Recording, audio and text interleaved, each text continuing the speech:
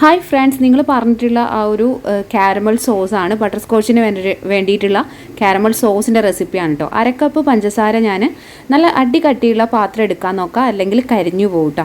എന്നിട്ട് നമുക്കൊരു മീഡിയം ഫ്ലെയിമിൽ വെച്ചിട്ട് ഇത് നല്ല കുറച്ച് കൂട്ടം കുറക്കൊക്കെ ചെയ്യാം, പെട്ടെന്നൊന്ന് പഞ്ചസാര ഉരുക്കി കിട്ടാൻ വേണ്ടിയിട്ട് കേട്ടോ. ഉരുകുന്ന ആ ഒരു ഉരുക്കി കഴിഞ്ഞാലും നമ്മളൊന്ന് നമ്മുടെ ഫ്ലെയിം ഒന്ന് കുറച്ച് കൊടുക്കണം കേട്ടോ, അല്ലെങ്കിൽ കരിഞ്ഞു പോകും. ഇത് കരിഞ്ഞു പോയി കഴിഞ്ഞാൽ നല്ല കയ്പ്പ് രസമായിരിക്കും കേട്ടോ.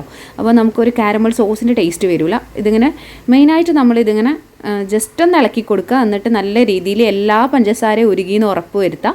ഇടയ്ക്കിടയ്ക്ക് ഇളക്കി അതിനെ ശല്യം ചെയ്യണ്ട, അത് അവിടെ നിന്ന് ഉരുകിക്കോളും. ഓക്കെ, അതിന് ശേഷം നമ്മൾ നല്ലോണം ഉരുകി വരുന്ന സമയത്ത് ജസ്റ്റ് നല്ല രീതിയിൽ എല്ലാ ഭാഗവും ഒന്ന് ഇളക്കി കൊടുക്കുക കേട്ടോ. അപ്പോൾ നമ്മൾ ഇതിലേക്ക് 1/4 കപ്പ് വിപ്പിംഗ് ക്രീമാണ് ഫസ്റ്റ് ഒഴിക്കുന്നത്, പിന്നെ ഒരു 1/4 കപ്പും കൂടെ നമ്മൾ ഒഴിച്ചു കൊടുക്കുന്നുണ്ട് കേട്ടോ.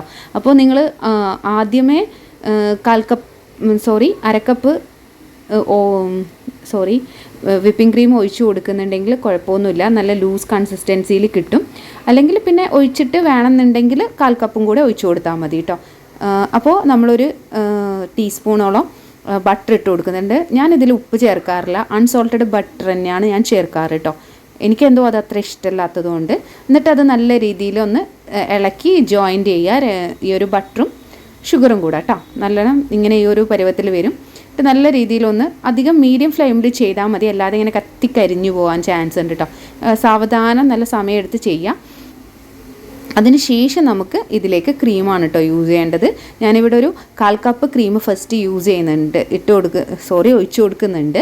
എന്നിട്ട് നല്ലോണം ഒന്ന് മിക്സ് ചെയ്തെടുക്കുക. അതും നമ്മൾ ഹൈ ഫ്ലെയിമിൽ വെക്കേണ്ട ആ സമയത്തൊന്നും, അല്ലെങ്കിൽ കത്തിക്കരിയാനായിട്ട് ചാൻസ് ഉണ്ട്. അപ്പോൾ എന്ത് ചെയ്യുക, ഒഴിച്ച് സാവധാനം നമ്മൾ ജസ്റ്റ് ഒന്ന് മിക്സ് ചെയ്തതിന് ശേഷം ഒന്ന് മീഡിയം ഫ്ലെയിമിലേക്ക് ആക്കി കൊടുക്കുക കേട്ടോ. ഇപ്പം ഞാൻ കൂട്ടിയൊന്നും വെച്ചിട്ടില്ല, എൻ്റെ ഒരു ഫ്ലെയിം ഇപ്പം കൂട്ടി വെച്ചിട്ടുണ്ട്. നല്ലോണം ഒന്ന് കൂട്ടി കൊടുക്കുക, അതായത് ഫ്ലെയിം ഒന്ന് ഹൈയിലാക്കി കൊടുക്കുക. എന്നിട്ടൊന്ന് കണ്ടില്ലേ, അപ്പോൾ എന്തായാലും കട്ട പിടിക്കും, പേടിക്കേണ്ട ആവശ്യമൊന്നുമില്ല കേട്ടോ.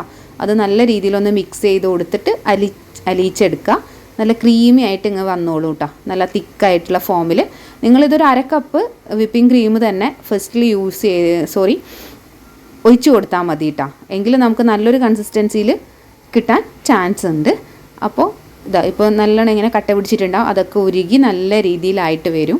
നിങ്ങൾക്ക് കാണാം, ഒരു ക്രീമി ആയിട്ട് ഇതിൻ്റെ കളറൊക്കെ മാറിയിട്ട് വരും കേട്ടോ. ഇതൊക്കെ കണ്ടില്ലേ, ഈ ഒരു ഇതിൽ വരുമ്പോൾ നമ്മളിത് ഓഫ് ചെയ്യുക. ഇതാണ് ശരിയായിട്ടുള്ള ഒരു പോയിൻ്റ് കേട്ടോ. അപ്പോൾ ഫ്ലെയിം ഓഫ് ചെയ്തിട്ട് നമ്മളിത് നല്ല രീതിയിലൊന്ന് ചൂടാറാൻ വേണ്ടി വെയിറ്റ് ചെയ്യുക. ഈ ഒരു പതയൊക്കെ മാറിയിട്ട് ഇങ്ങനെ ക്ലിയർ ആയിട്ട് വരുന്നവരെ ഒന്ന് വെയിറ്റ് ചെയ്യുക. ഞാൻ ഫ്ലെയിം ഓഫ് ചെയ്തിട്ടുണ്ട്. അപ്പോൾ എനിക്കൊരു തിക്നെസ് ഫീൽ ചെയ്യുക, എന്തായാലും ഇത് തിക്കായിട്ട് മാറും എന്തായാലും. അപ്പോൾ ഒരു 1/4 കപ്പ് ക്രീം ഞാൻ ഈ ഒരു സമയത്ത് തന്നെ ഒഴിച്ചു കൊടുത്തിട്ട് ഒന്ന് മിക്സ് ചെയ്ത് കൊടുക്കുന്നേ ഉള്ളൂ. അത്യാവശ്യം അങ്ങനെയല്ല, അധികം ചൂടില്ല, എന്നാലും ചൂട് മാറിയിട്ടില്ല കേട്ടോ. നിങ്ങൾ തിള കാണുന്നുണ്ടാവും. ഫ്ലെയിം ഓഫ് ചെയ്തിട്ടുണ്ട്, കണ്ടില്ലേ.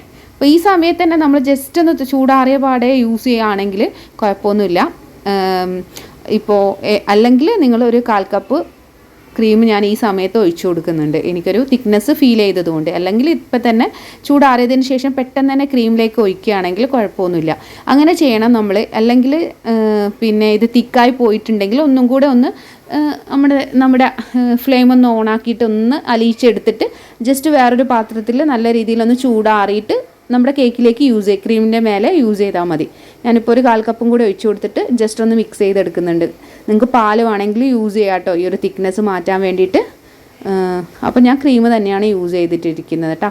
അപ്പോൾ നല്ലോണം ഒന്ന് മിക്സ് ചെയ്ത് കണ്ടില്ലേ, അപ്പോഴേക്കന്നെ അത് ആ ഒരു ചൂട് കൊണ്ട് തന്നെ തണുപ്പില്ലാത്ത ക്രീം ആയിരിക്കണം കേട്ടോ പിന്നെ നമ്മൾ യൂസ് ചെയ്യുന്നത്. അല്ലെങ്കിൽ നല്ല തണുപ്പുണ്ടെങ്കിൽ കട്ട പിടിക്കാൻ ചാൻസ് ഉണ്ട്. ഇപ്പോൾ കട്ടൊന്നും പിടിക്കാതിരിക്കാൻ കാരണം നമ്മുടെ ക്രീമിനൊട്ടും തണുപ്പില്ല. കുറച്ച് നേരത്തെ ഞാൻ പുറത്തെടുത്ത് വെച്ചിട്ടുണ്ടായിരുന്ന ക്രീമാണ്, കണ്ടില്ലേ. അടിപൊളിയായിട്ട് വന്നിട്ട് നല്ല ഗ്ലേസി ആയിട്ടുള്ള നമ്മുടെ സോസ് അടിപൊളിയായിട്ട് ടേസ്റ്റി ആയിട്ടുള്ളൊരു, ഇതിന് കയ്പോ ഒന്നും ഉണ്ടാവില്ല കേട്ടോ. അപ്പോൾ ഇതാണ് നിങ്ങളെല്ലാവരും ചോദിച്ചിട്ടുണ്ടായിരുന്ന റെസിപ്പി. അപ്പോൾ നിങ്ങൾ ഇതുപോലെ ഒന്ന് ചെയ്ത് നോക്കൂ. തിക്നെസ്സൊക്കെ ആയിട്ടുണ്ടെങ്കിൽ ഒന്നും കൂടി ജസ്റ്റ് ഒന്ന് ചൂടുവെള്ളത്തിൽ ഈ ഒരു കപ്പ് ഇറക്കി വെച്ച് കൊടുത്താലും മതി. അല്ലെങ്കിൽ ഡയറക്റ്റ് ഈ ഒരു പാനിൽ തന്നെ ഒഴിച്ചിട്ട് ഒന്ന് ചൂടാക്കി എടുത്തിട്ട് നല്ല രീതിയിൽ ഒന്ന് അലിയിച്ചെടുത്താലും മതി. അപ്പോൾ ഇത് ചൂടാറിയതിന് ശേഷം നമുക്ക് എന്ത് ചെയ്യാം, കേക്കിലേക്ക് ഒഴിച്ചു കൊടുക്കുക. കണ്ടില്ലേ, നല്ല അടിപൊളിയായിട്ടുള്ള തിക്നെസ്സും ഉണ്ട്, ലൂസ് കൺസിസ്റ്റൻസിയും ഉണ്ട് കേട്ടോ. അപ്പോൾ അതാണ് നമ്മുടെ പരുവം. ഇതാണ് നമ്മുടെ കാരമൽ സോസ് റെസിപ്പി. അപ്പോൾ വീഡിയോ ഇഷ്ടപ്പെട്ടാൽ ലൈക്ക് ചെയ്യാൻ മറക്കരുത്. അതുപോലെ സബ്സ്ക്രൈബ് ചെയ്യാതെ കാണുന്നവരാണെങ്കിൽ ഒന്ന് സബ്സ്ക്രൈബ് ചെയ്ത് സപ്പോർട്ട് ചെയ്യണേ.